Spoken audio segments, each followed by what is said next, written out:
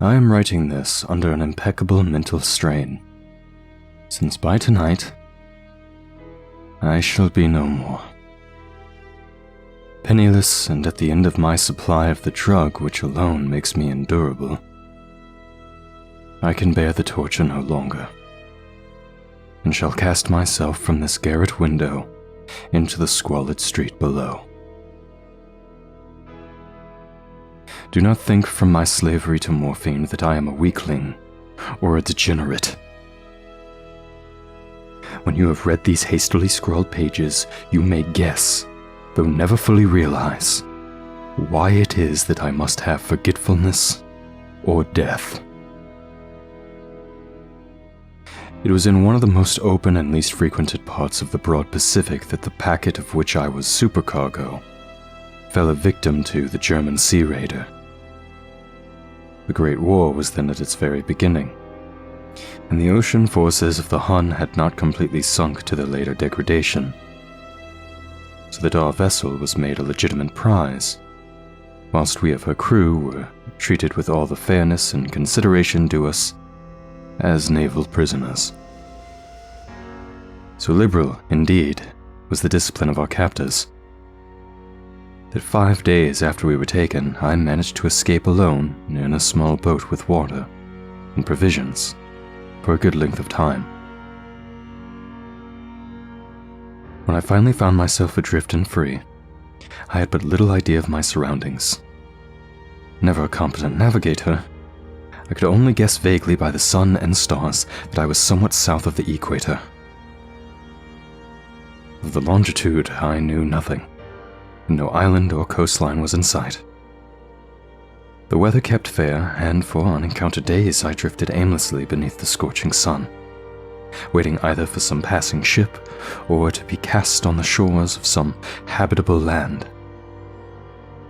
But neither ship nor land appeared, and I began to despair in my solitude upon the heaving vastness of unbroken blue.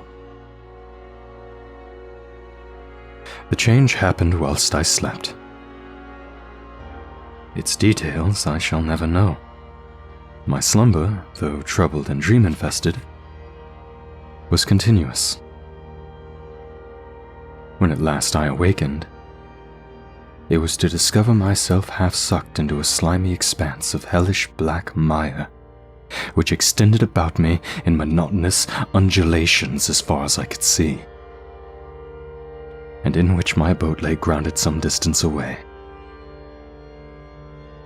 Though one might well imagine that my first sensation would be of wonder at so prodigious and unexpected a transformation of scenery, I was in reality more horrified than astonished. For there was in the air, and in the rotting soil, a sinister quality which chilled me to the very core. The region was putrid with the carcasses of decaying fish, and of other less describable things which I saw protruding from the nasty mud of the unending plain. Perhaps I should not hope to convey, in mere words, the unutterable hideousness that can dwell in absolute silence and a bare immensity. There was nothing within hearing and nothing in sight, save a vast reach of black slime. Yet the very completeness of the stillness and the homogeneity of the landscape oppressed me with a nauseating fear. The sun was blazing down from a sky which seemed to me almost black in its cloudless cruelty, as though reflecting the ink marsh beneath my feet. As I crawled into the stranded boat, I realized that only one theory could explain my position. Through some unprecedented volcanic upheaval, a portion of the ocean floor must have been thrown to the surface, exposing regions which for innumerable millions of years had laid hidden under unfathomable watery depths. So great was the extent of the new land which had risen beneath me, that I could not detect the faintest noise of the searching ocean, straining my ears as I might. nor were there any seafowl to prey upon the dead things. For several hours I sat thinking or brooding in the boat, which lay upon its side and afforded a slight shade as the sun moved across the heavens. As the day progressed, the ground lost some of its stickiness and seemed likely to dry sufficiently for traveling purposes in a short time. That night I slept but little, and the next day I made for myself a pack containing food and water, preparatory to an overland journey in search of the vanished sea and possible rescue. On the third morning I found the soil dry enough to walk upon with ease. The odor of the fish was maddening, but I was too much concerned with graver things to mind so slight an evil, and set out boldly for an unknown goal. All day I forged steadily westward, guided by a faraway hammock which rose higher than any other elevation on the rolling desert. That night I encamped, and on the following day still traveled towards the hammock, though that object seemed scarcely nearer than when I had first espied it. By the fourth evening, I attained the base of the mound, which turned out to be much higher than it had appeared from a distance, an intervening valley setting it out in sharper relief from the general surface. Too weary to ascend, I slept in the shadow of the hill. I know not why my dreams were so wild that night, but ere the waning and frantically gibbous moon had risen far above the easter plain, I was awake in a cold perspiration, determined to sleep no more. Such visions as I had experienced were too much for me to endure again. And in the glow of the moon, I saw how unwise I had been to travel by day. Without the glare of the parching sun, my journey would have cost me less energy. Indeed, I now felt quite able to perform the ascent, which had deterred me at sunset. Picking up my pack, I started for the crest of the eminence.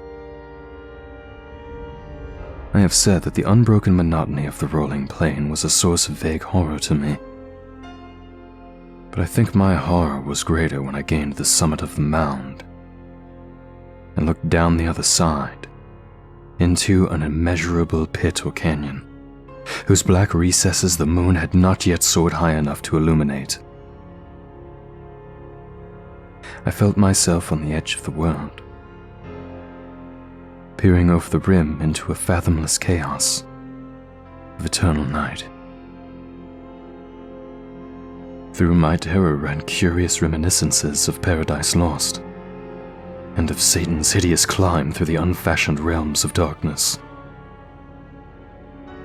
As the moon climbed higher in the sky, I began to see that the slopes of the valley were not quite so perpendicular as I had imagined.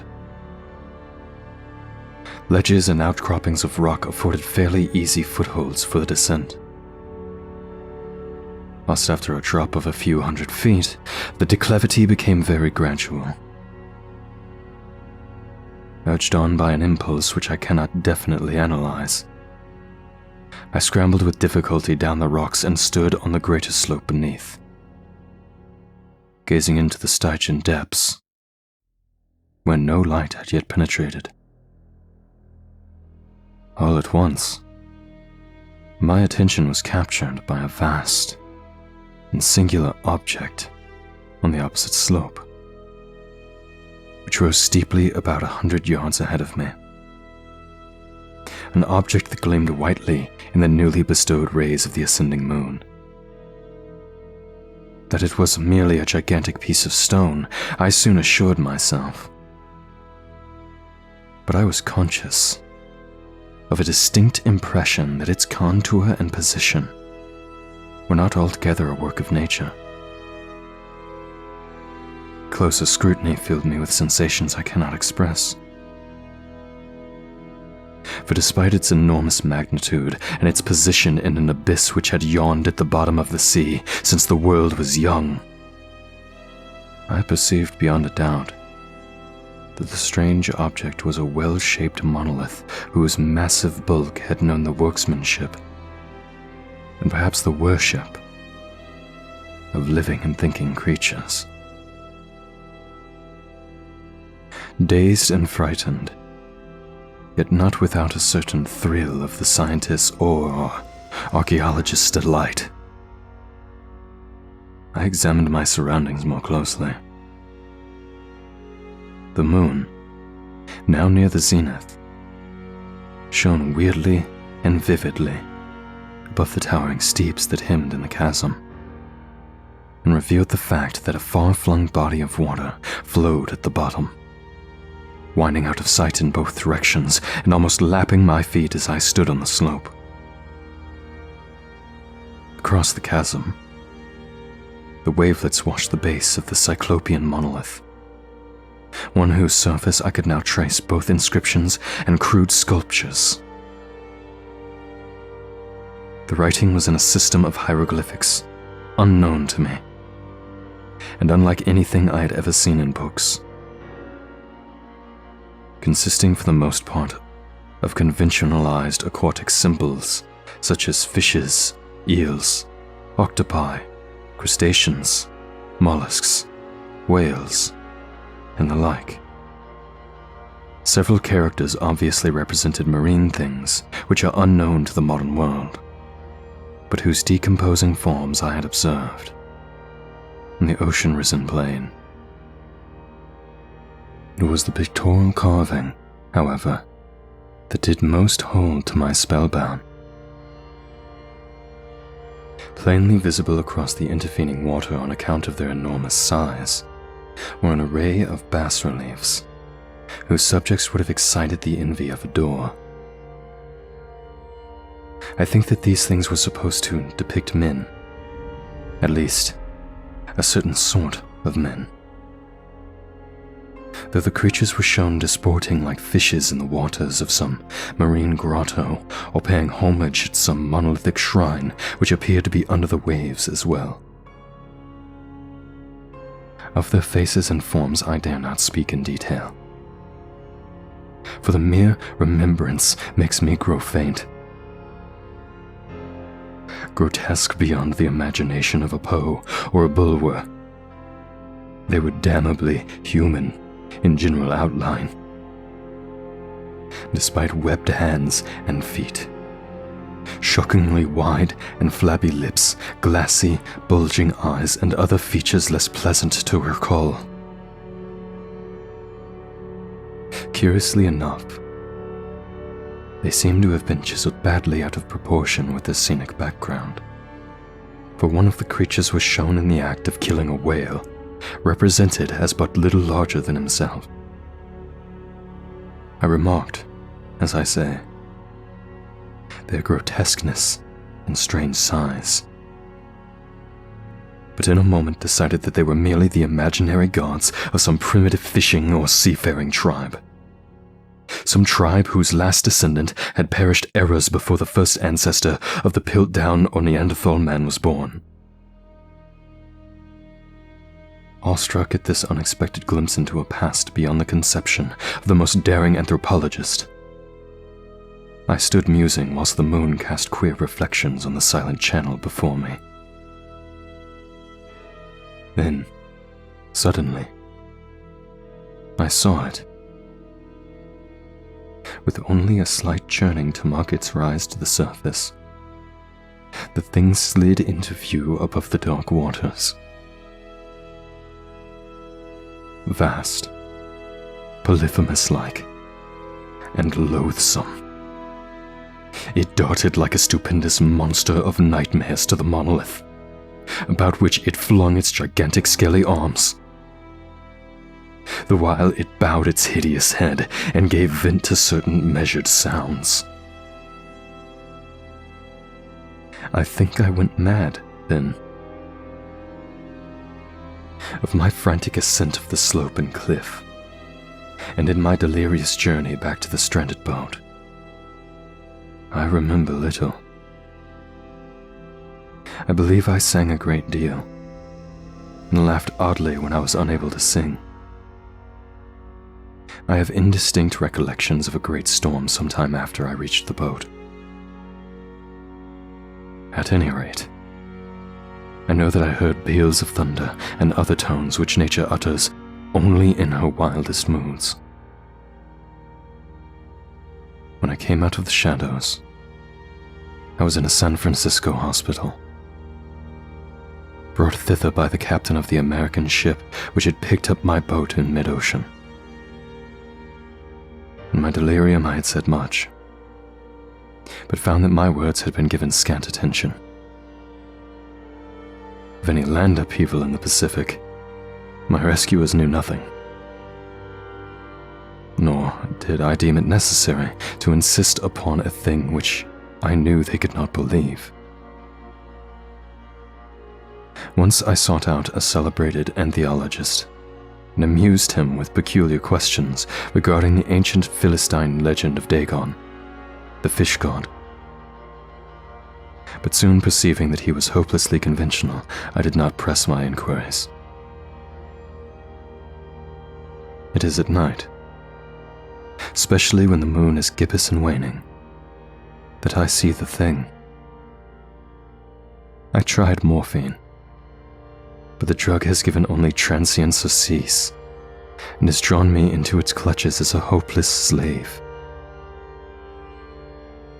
So now I am to end it all, having written a full account of the information or the contemptuous amusement of my fellow men.